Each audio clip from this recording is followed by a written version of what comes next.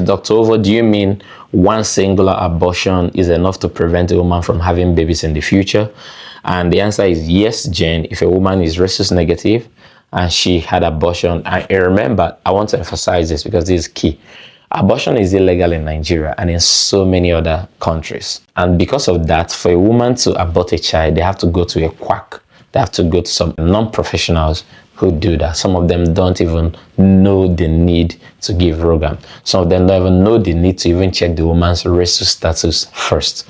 So you need to know your rhesus status. And if a woman is rhesus negative and she had an abortion and she didn't receive the Rhogam injection, that single abortion is enough to make it difficult for her to have babies the rest of her life. So this is Lesedi from Johannesburg in South Africa. She says, is it only when a woman is rhesus negative that there's a problem?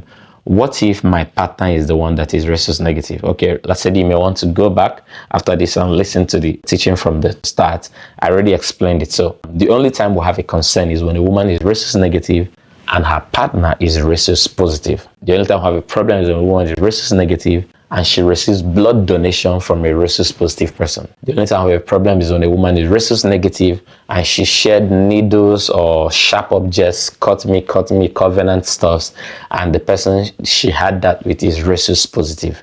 In this case, it can even be a fellow woman. So if they have a knife cut on the hand, you knife cut on the hand, and they do the handshaking in some ways that they try to establish certain covenants, and there's significant blood mixed between the both of them, and the person who she shook hands with, being a lady, is rhesus positive, she's already in for sensitization if she doesn't take Rhogam. So yes.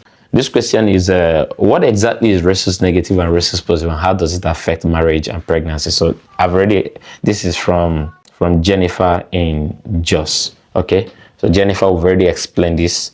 The rhesus positive is that positive you see in your blood group. AA, A positive, AA, A negative. So the AA is your genotype, the AS is the genotype, the SS is the genotype, the A positive, the A is the blood group, that plus on top is the rhesus factor. So if it is plus, the person is rhesus positive. If it is minus, the person is rhesus negative. And the problem is when the woman is rhesus negative. It can affect her pregnancy the rest of her life if she doesn't know the things we've shared here on this call. So this question is from Pauline. She's from Kisumu in Kenya. So she says, how can a woman become sensitized and how does it affect future pregnancies? Okay, yes, like I already said, once the woman's blood is exposed to any rhesus positive blood, whether it's from pregnancy, from abortion, from blood transfusion, from covenant practices that involve sharing sharp objects or cutting and mixing blood, those things will lead to sensitization, and it will make it very difficult for the rest of her pregnancy, the rest of her life. Okay. This is from Victoria. She's a Nigerian student in Canada. Can you talk more about Rhogam? Is this still useful after sensitization has occurred? Like I said, Victoria, once a woman is sensitized, there is nothing that can be done about it. It is done and done. You can reverse it. You can change it. But can something be done? Yes, something can be done. What can you do? If a woman is rhesus sensitized already, if conception and pregnancy is part of her life plans, her best bet is to marry a rhesus negative person. So if she's rhesus sensitized already, remember, it means she has antibodies that fight rhesus. If she marries a man who is rhesus negative, their baby will be rhesus negative. So even when she sends antibodies that fight rhesus positive thing, when those things get into the baby, it will not find what to fight because the child does not have it. So it will just be there, waste its time, and be gone from the baby. So yes, when a woman is rhesus sensitized, if she is married to a rhesus negative man, they will be successful with children. All right. So this question is from Eniola. She's in Lagos, civil servant in Lagos. All right, so she says, Dr. I know a woman who was rhesus sensitized. They had miscarriages multiple times, but it stopped. Now they have 3 kids. Is there any hope for a woman who was sensitized? Can they still have children? The first thing I want to say is, Eniola, this woman is very likely cheating on her husband.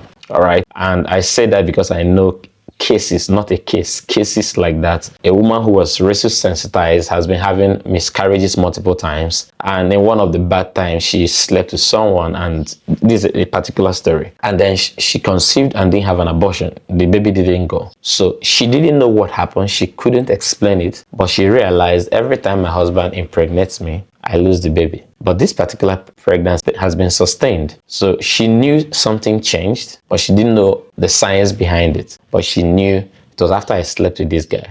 So she wasn't even sure if it is the guys that impregnated her or that the guys, whatever, changed something in her body. So what she does now, she did it and she had 4 kids until Yawa Kaste. So that's how you say it, right? So every time she wants to conceive, she'll sleep with the husband first. Then she'll go out and sleep with that particular guy. She did that over a 10-year period and had 4 kids. And then, according to her, the family is happy right now. Those things are bygone. The man happily kept the 4 kids and said, these are my children. Her understanding was that maybe there's something about the guys, whatever, that's always helped her to keep her pregnant. So she'll sleep with the guy once, then sleep with the husband multiple times. And it all resulted in conception. But paternity tests showed that the man was not responsible for all those kids. So this is most likely the case in what you are sharing. However, if a woman is rhesus sensitized and the means is there and she conceives, it's a very, very delicate obstetric process, but we can monitor that pregnancy throughout. But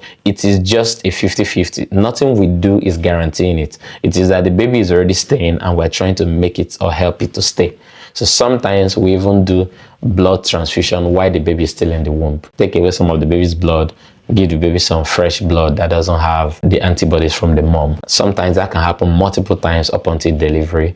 And once delivery happens, we do further blood transfusion. Sometimes exchange blood transfusion where we remove the baby's blood, put new blood. Then we also do phototherapy, put the child under blue lights. And it's quite an expensive process. Not a lot of people can afford it, not just only financially, but also emotionally and all of that. We do ultrasound throughout the pregnancy, almost on weekly interval, to keep monitoring the vitals of the baby and to also see the physical, like the appearance of the baby in the womb, and be sure that nothing is going wrong completely. So that is that.